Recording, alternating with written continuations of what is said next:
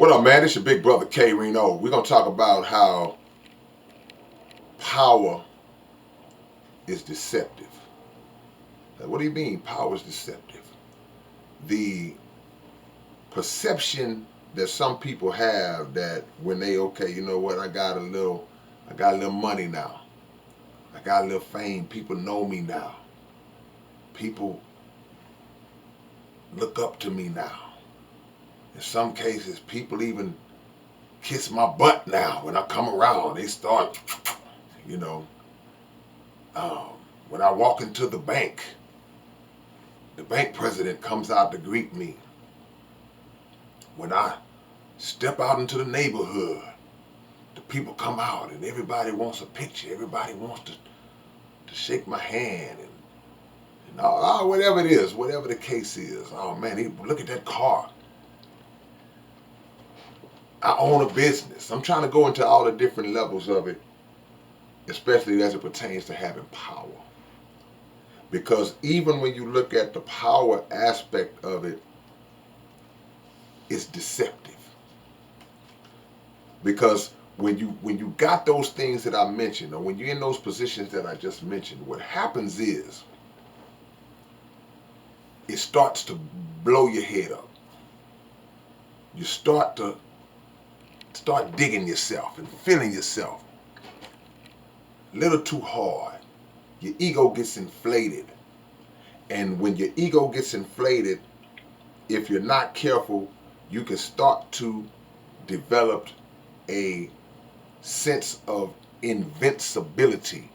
A sense of invincibility starts to come up within you, and you make the mistake of thinking that you can treat people any kind of way, and that you can do anything you want to do to people, and there will be no consequence for you because, hey, I'm me. That's a dangerous, dangerous way of thinking. Dangerous way of thinking. And it's fed and fueled by the fact that typically you have people around you who fuel it for you. They tell you, they be like Boudini Brown, they telling you how great you are all the time. They gassing you up because it's something in it for them. They benefit from being around you. So they gassing you up. Every little thing, man, they telling you how you the man or you the woman, whatever it is. And you go, yeah, you know what? I am the man. You start to buy into it. And while you might be the man or you might be the woman in a particular field because of a particular skill that you have, that does not give you the permission to think you can just step on people unchecked. And it does not give you a force field of superpower protection. And even the word power itself, you got to be careful with that, because what you have, you may think that it's actual power, but it's not.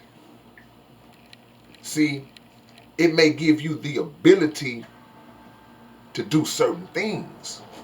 Fame may afford you certain perks. Oh, well, wait, man. You know, we're gonna comp your meal at the restaurant, man. We're just glad you here. Oh man, you ain't gotta pay, man. We just glad you here. We just gonna let you in for free. It may afford you certain perks, but it does not protect you from the consequences of your ego and certain disrespectful actions. And the more you sit down and start to think of that, the better off you'll be. Because we live in the jungle, man. And in the jungle, man, this is the Serengeti.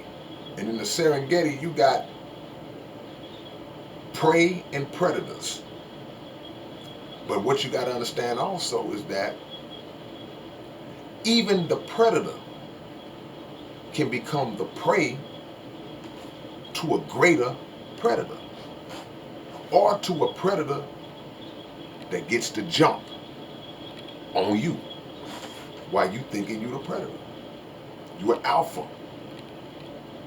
But if another alpha, or even if one who may be considered prey, if they get an advantage, then they can reverse it and you'll become the prey and they'll be the predator. So the moral of the story, I guess, would be to be careful how you treat people. Total strangers, those familiar. Don't let your position in life, don't let your status, don't let what people have built you up to be, don't even let what you have worked to be go to your own head to where you reach the point where you believe that you are untouchable, because you're not. They assassinate presidents.